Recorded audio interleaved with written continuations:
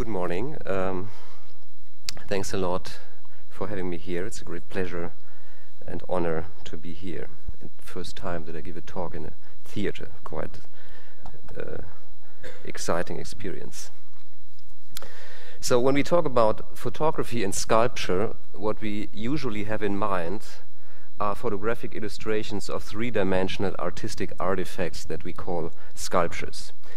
These artifacts existed before the photographer depicted them, and the question at stake usually is in how far the photograph or the photographer influences or even determines our perception of these objects, which perspective a specific photograph privileges at the expense of other perspectives, how arrangement, position, or illumination are able to change our perception of sculptures, etc. Among the classical papers that dealt with this topic are Heinrich Wölflin's 3 articles, Wie man Skulpturen fotografieren soll, you've just heard that, or André Malraux's famous Musée Imaginaire. So the topic, the basic question usually is to what extent our understanding of sculpture is framed by the medium that presents it. In the following 25 minutes, I will try to add another perspective to these considerations by posing another question, namely to what extent photography, since its early beginnings, has created sculpture-like objects, sculpturesque objects, if you allow me this neologism in your language. That is, how photographers transformed simple things and objects of daily use into sculpturesque artifacts, objects with an aesthetic value on their own, precisely through the act of choosing them, isolating them from their usual context, putting them on a kind of platform, exposing them to a camera, capturing their photographic double, and finally transferring them in a two-dimensional frame. According to Michel Friseau, these acts are inherent to the very nature of photography. Quote, from Michel Friseau, the tradition of the motif is inherent in the nature of the photographic process. The abrupt manner of plucking an object out of real life, isolating it and singling it out by recording it in minute detail is already typical for the style of the first photographers, end of quote. In my talk, I will focus on William Henry Fox Talbot and his photographs of objects. So these 3 jars, for example, a jar and a basket on a table, a candelabra, Talbot's carriage together with a ladder, a rocking horse, the famous haystack and a ladder, the bookshelves. But I could have chosen other photographs by other 19th century photographers, for example, Hippolyte Bayard, the watering can and a chair, Gustave Le Gray and his pile of cobblestones in front of his atelier, a barrow photographed by the English photographer Robert Howlett, or 3 potatoes by August Koch. So please don't get me wrong. I do, of course, not assume that these photographs are ordinary objects are early specimen of sculpture photography or ingenious precursors of a modern understanding of sculpture. We all know that the 20th century artists found ways to transform ordinary things into pieces of art. The sculpture involontaire, for example, pop art, or another example, Andreas Slominski and his bicycle in the Museum of Contemporary Art in Frankfurt. There are other examples that come closer to the phenomenon I'm interested in. You might know that Bernd and Hilla Becher got their prize at the Biennale in Venice in the category of sculpture, not in the category of photography. Thomas Demann would be another example. His work was just mentioned before. Or the artist Christopher Muller. So in his photographs, it's hard to decide whether these are or whether these objects become sculptures through the photographic medium, through the photographic frame. So I refer to Talbot's photograph. If I refer to Talbot's photograph, it can't be in this modern sense of sculpture. This would be just another example of the problematic tendency to retrospectively project modern notions of artistic productions on early photographs that at their time were not even supposed to be genuine works of art. Here's a serious methodological problem or challenge. Let me mention this briefly. On the one hand, it would be naive to claim that our understanding of early 19th century photography is objective and historically neutral, that we are able to look at these images without imposing our knowledge of everything that happened afterwards in art history on these early productions. Thus, we can't fully reconstruct and imagine the original context in which early photographs were produced and looked at, nor are we able to simply forget or suppress our knowledge of later developments. This is the well-known phenomenon of teleology, often criticized but very hard to overcome. So on the one hand, it is difficult to avoid teleological thinking. On the other hand, we have to avoid it if we wish to understand historical phenomena in their historical context. This is why in a brilliant article, the French epistemologist Georges Canguilhem criticized the concept of the precursor. According to Canguilhem, the precursor is a paradoxical figure, since he or she simultaneously belongs to two different times, his or her own time, and a future time that he or she can't know about, but seems to prepare and foresee. Canguilhem's example is from the History of Science, quote, "Of what is the history of science the history? That question has not been asked, is related to the fact that it is generally believed that the answer lies in the very expression history of science or history of the sciences." So Canguilhem's example is biology, and he puts the question, how can we write a history of biology? If we go back, for example, to the 16th century, biology did not exist as it exists today, so we have to go back to a completely other framework, and if we say we write the history of biology, this is already a strange teleological thing, because we project our modern notion of biology onto a time where biology did not exist. So I come back to art history. And give an example from 19th century photography. In 1876, the French photographer Charles Marville took this photograph of the construction of the Avenue de l'Opéra during the radical transformation of Paris in the days of Georges Eugène Haussmann. My point concerns these black traces here that were left from the chimneys that used to be there. So it might be possible to compare these traces to this photograph that Aaron Siskind took in 1956. Of course, on the one hand, there is an aesthetic quality in Marville's photograph of this black pattern that goes far beyond the documentary status of his picture.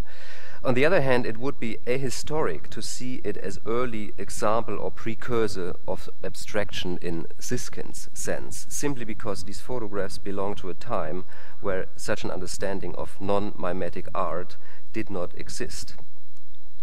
So, when I look at Talbot's photographs and the sculpture-like appearance of things in these images, I try to take their specific historical context, namely their occurrence in the very beginning of photographic practice, into account. This is why, once again, my talk is not about transforming ordinary non-artistic objects into artistic objects, but about certain aesthetic qualities that ordinary objects can share with sculptures thanks to their photographic arrangement as things in space. Before I focus on these images, please let me make some general remarks about Talbot's understanding of photography that are necessary to understand his arrangements of ordinary things. So you all know Talbot's famous Pencil of Nature, 1844, 24 photographs with corresponding texts that describe the specific qualities of the new medium and speculate about their potential uses. Joel Snyder reminds us that in 1844, Talbot writes for an audience that did not and could not know what photography is. Quote Joel Snyder, Fox Talbot's audience was, in fact, ignorant of photographic prints on paper. Today, it might seem odd that people could mistake photographic prints for handmade engravings, end of quote. This is the reason why there's an almost didactic dimension in Talbot's book, since he has to explain his readers the very basics of photography in a very fundamental way. This is why the pencil of nature is a kind of directions of use of photography, or as Carol Armstrong nicely put it, a see it for yourself demonstration. There is one passage in the book that perfectly reveals this specific historical situation. The fact that Talbot had to explain everything, even qualities of the new medium that today seem completely self-evident. It's Talbot's commentary to plate number 1, called The Ladder. Quote, "Groups of figures take no longer time to obtain than single figures would require, since the camera depicts them all at once, however numerous they may be." So Talbot's commentary today seems completely redundant. Of course does the camera depict 300 persons as fast as 30 or 3 persons. How could it be otherwise? The reason why Talbot gives the explanation is obvious. He has to explain the new art of photography in relation to the old art of drawing and painting, because this is what people would know and this is what they would expect. In 1844, photography is conceptualized against the background of drawing, automatic inscription against the background of traditional manual work. This connection is already announced in the title, The Pencil of Nature. So Talbot quotes drawing or writing, pencil, but in order to say this is exactly what photography is not. Or it's the pencil of nature. So for a draftsman or painter, it would have made a remarkable difference to paint 3 persons or 30 or 300. There is an interesting parallel to this story, a remarkable anecdote that the German media historian Martin Giesecke reports in his book on the history of printing.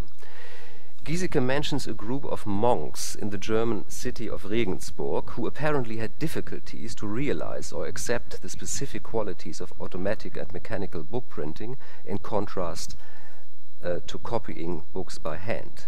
They carefully examined and controlled each single specimen that left the letterpress in order to look for individual mistakes and aberrations.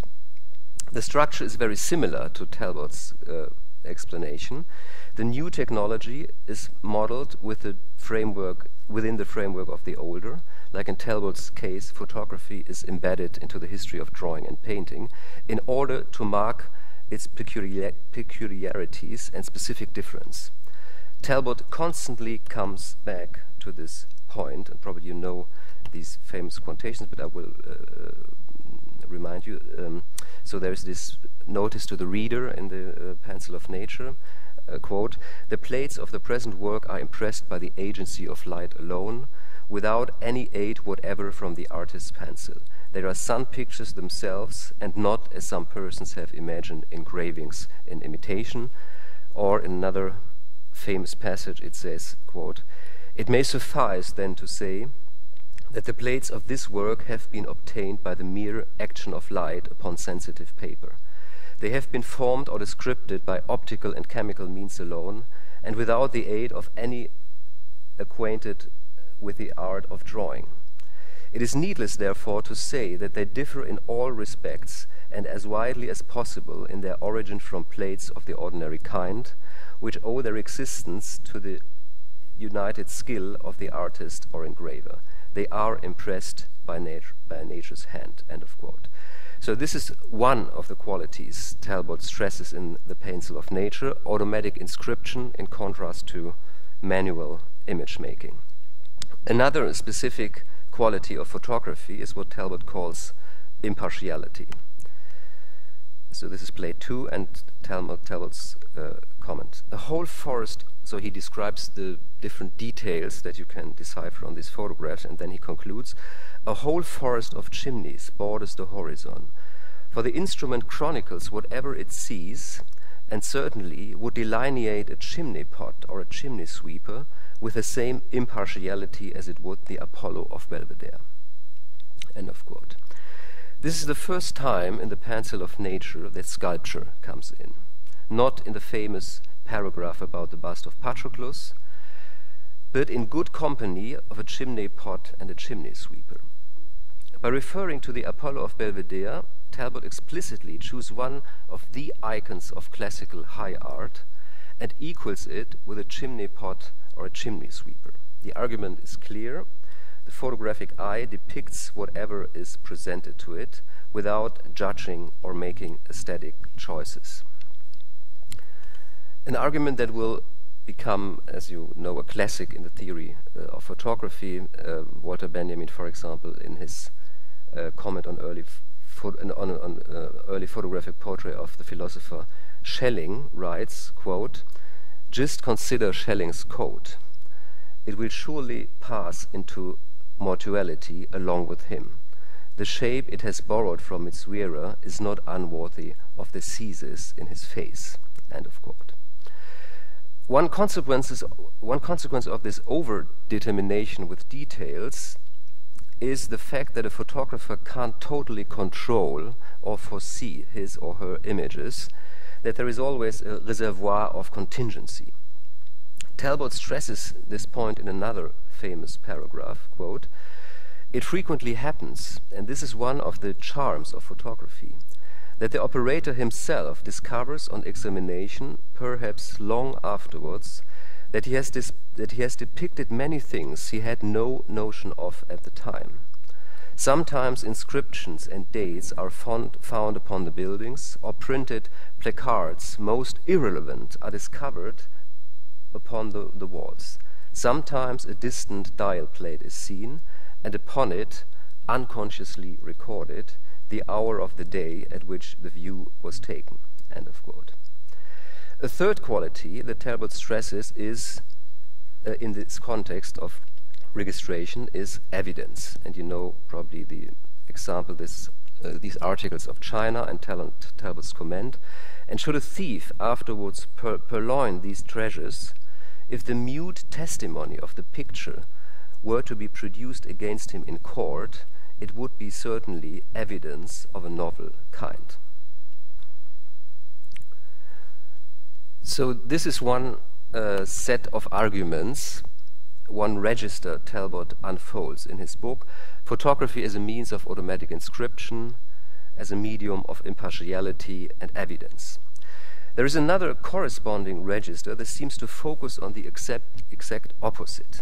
Whereas the first set of arguments insists on fundamental differences between photography on the one side, drawing and painting on the other, in other passages Talbot explicitly assimilates and reconciles them. For example, in his comment on this photograph, The Open Door, quote, "We have sufficient authority in the Dutch school of art for asking as subjects of representations scenes of daily and familiar occurrence. A painter's eye will often be arrested where ordinary people see nothing remarkable. A casual gleam of sunshine or a shadow thrown across his path, a time-withered oak or a moss-covered stone may awaken a train of thoughts and feelings and picturesque imaginings." End of quote. But it is not only this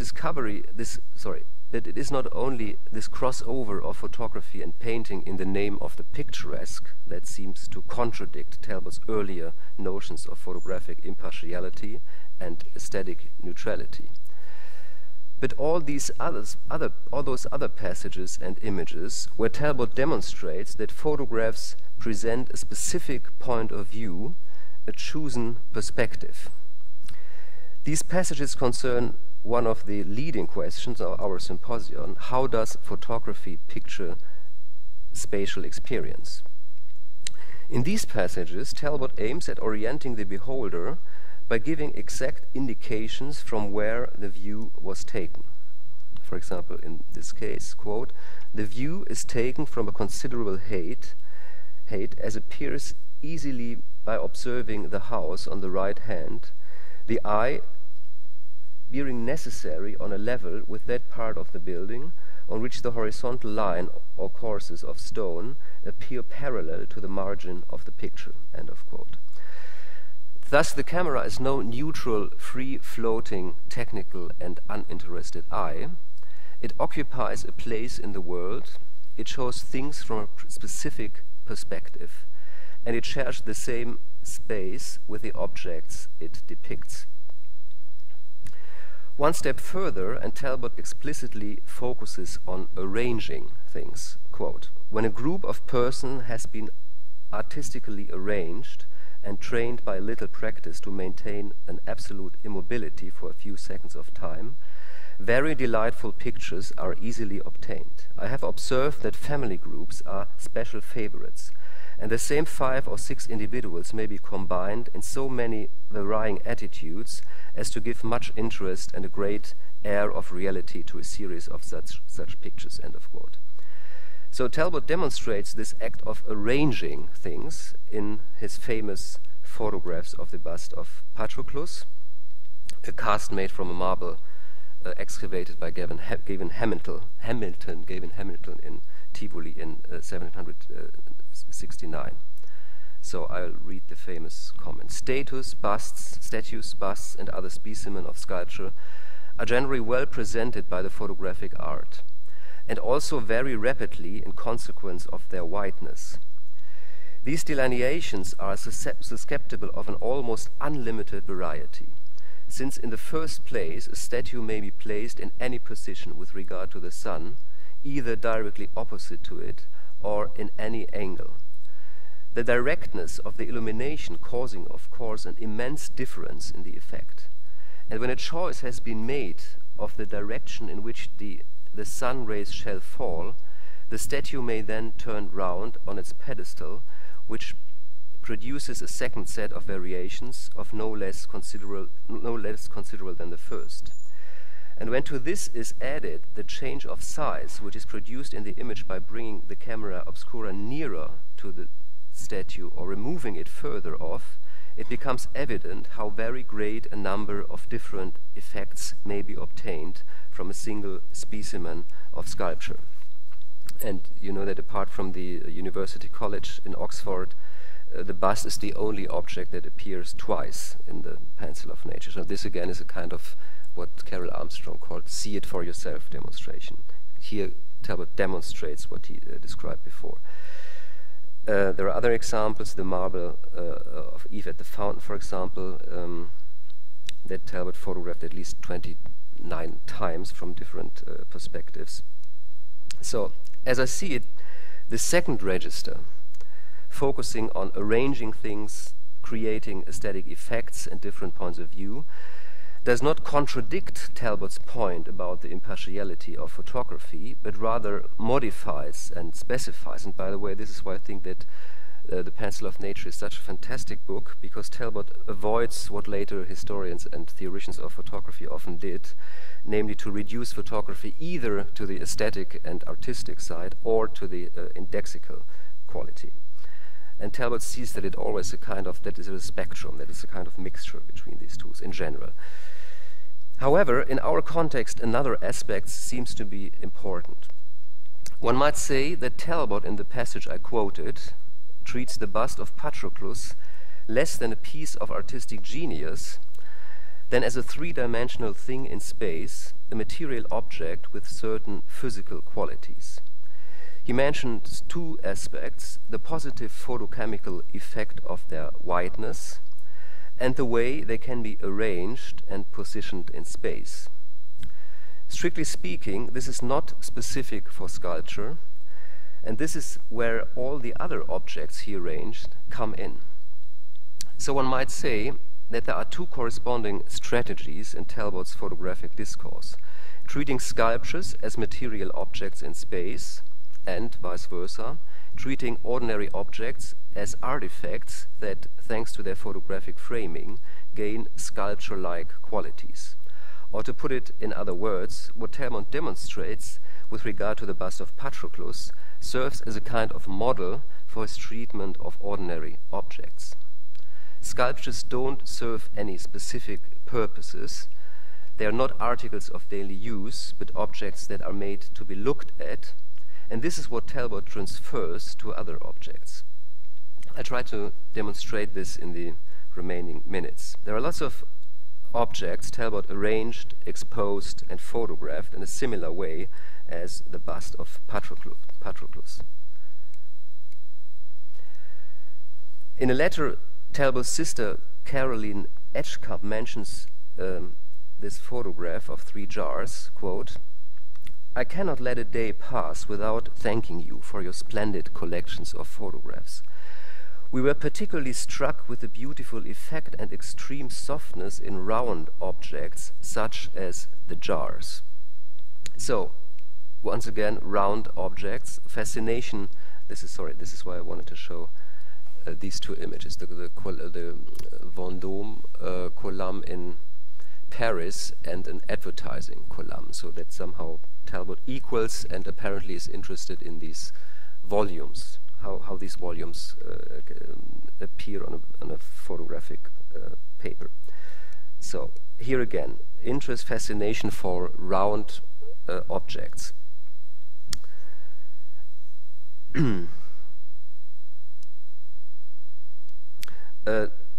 Larry Scharf nicely commented this photograph with the following words: "Isolated in space and relating to nothing else, these 3 jars have no other function than to describe themselves." End of quote. So Scharf focuses on a specific quality of these photograph objects, their isolation, a kind of absorption created by their isolation from any recognizable context. These photographs tend to say, "Look at this, and look at this only," and the objects they present suffice themselves. In the present use, one might argue that these 3 jars are specimen of a collection, and as such are pieces of art and prestigious objects out of daily use. But the same act of choosing, isolating, presenting, and framing applies to many other objects Talbot photographed. These things are objects of daily use, but they are out of use in a mode of absorption. Talbot's carriage, lonely, without a horse and without a passenger. A broom in his leisure time, out of use. A set table ready for breakfast, but nobody is there. This last picture reveals another important aspect. Talbot erected this table temporarily in the courtyard of his country house. So this is no natural scene, but an artificial arrangement. These objects are carefully arranged in order to be photographed, and once again, Talbot seems to be specifically interested in round objects, the round table, the plates and cups, their varying volumes, the way this set table occupies space. Another example. Any kind of exposing things needs a platform, a support. Here it is a table, here a table again. But in other cases, Talbot created a specific framework in order to expose things.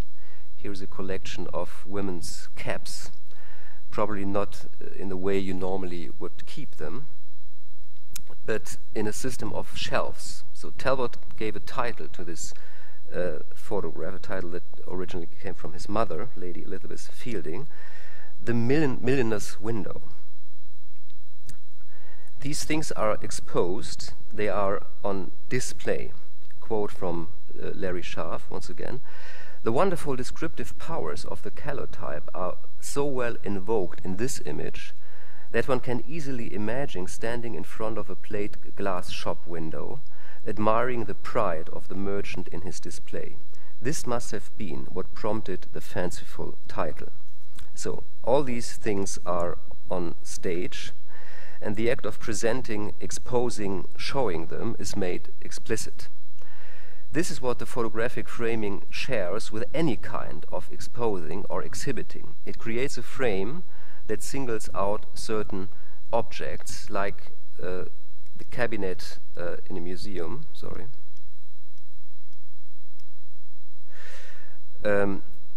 this is what Christoph Pomian in his article on the history of the museum points out as the nature of exposing objects of daily use in a museum. Quote, "Nobody is slain by the swords, cannons and guns on display in a military museum. And no single worker or peasant uses the tools and costumes assembled in folklore collections. The locks and keys no longer secure any door. The machines produce nothing, and the clocks and watches are certainly not expected to give the precise time of day. Although they may have well served a definite purpose in their former existence, museum and collection pieces no longer serve any at all." So one might say that the photographic framing of things work in a similar way. It isolates objects from their use, frames them and exposes them, and it makes the act of exposing explicit. So let me make a final remark. Talbot's mother found another nice title for this photograph. She calls it "The Soliloquy of the Broom." And Larry Scharf refers to this title, quote, "And this broom is in fact carrying on a conversation with itself, unaware of any audience," end of quote. So again, absorption, self-sufficiency.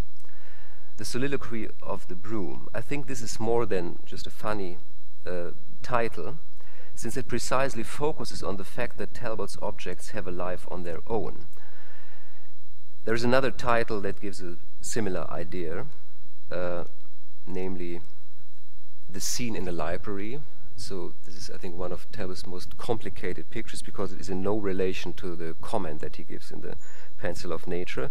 But I think that the title is interesting, "A Scene in a Library," because normally scene would refer to, you know, persons or people. Here it refers to things. So there is something happening with these objects. They have a kind of life on their own. And this brings me back to Talbot's notion of automatic depiction in photography. He calls these his images self-inscriptions. And when he presented the first specimens of his photographic process to his colleagues of the Royal Institution, he shows them a photograph of his country house, Lacock Abbey, and adds, "In summer of 1835, I made a great number of representations of my house in the country. And this building I believe to be the first that was ever yet known to have drawn its own picture," end of quote. So this is an almost magic understanding of photography. It's the object itself that wants to become a picture. So here again, I think this is a source, another source for this interest of Talbot in making things come to the fore. And a very last remark, one might say, okay, this is all about the tradition of still life painting, and Talbot simply transfers the aesthetic tradition of still life painting to photography. But I think that still lifes in photography, for example this one by Camille Sylvie, however completely differ from still lifes in painting. And this is because they refer to real existing objects. For example here the Times. So you see an exact existing issue of the Times, and this is something that you don't have in painting. So this is why in the end of my talk I came back to this idea of automatic recording, because this, as I see it, still is a fundamental difference between these kind of pictures, photographs and painting. Thank you.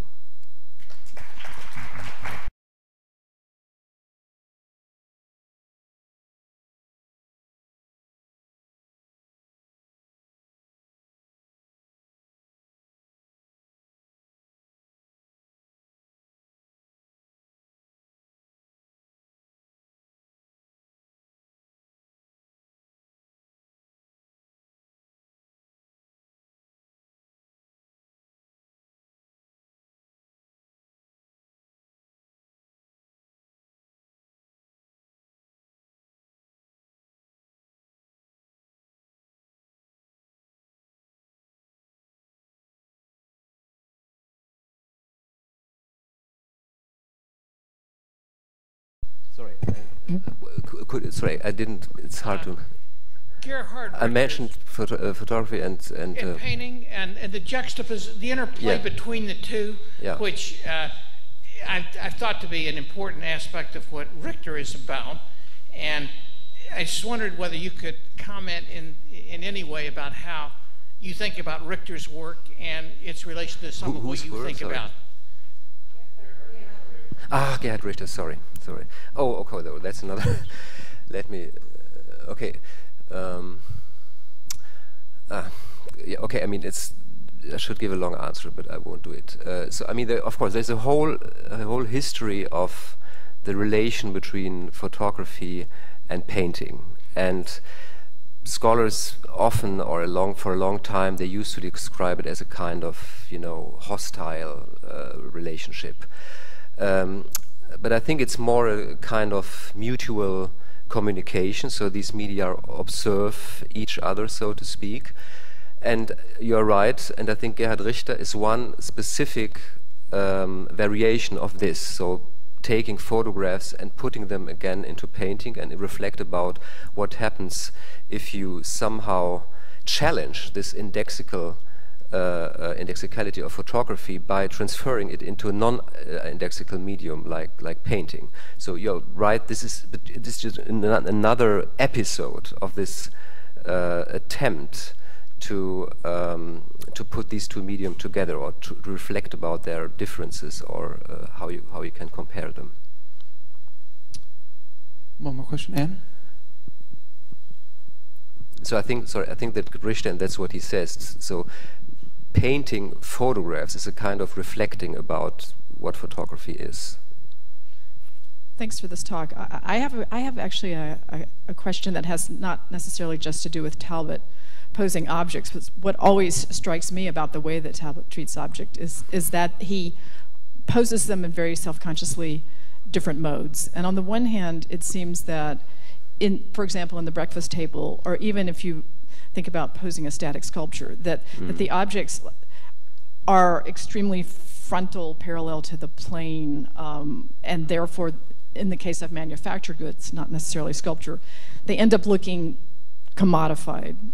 And then on the other hand, a lot of the pictures, say the still life with the scene in a library, the objects are very pointedly animated. This is also true of the Broom, so that he poses them to suggest the potential for motion, which I think is, as you say, indicating an absence of labor, but there seemed to be a different strategy towards posing. And I just was wondering if you wanted to comment on that, or felt that this is a theme, or what does this tell you about, say, his attitudes towards sculpture versus his attitudes towards manufactured goods? Yeah, you are right. So one should maybe much more insist on the different ways of posing. So the three jars, for example, they are almost like letters. Glassware. Exactly, you're right. So they're next to each other, and as if you could read them from left to right.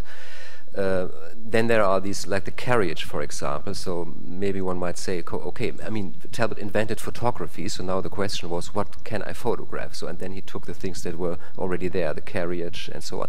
So I think there is a different degree, so to speak, of exposing things, or a different degree of presenting them. So, and different modes, yeah. So you're perfectly right that probably one should much more describe these different modes of exposing. Yeah. And as I mentioned, sometimes these objects are already objects of collections, like the jars, and sometimes Talbot makes them objects of a collection by photographing them, which would be another difference. Thank you very much, Peter. Okay.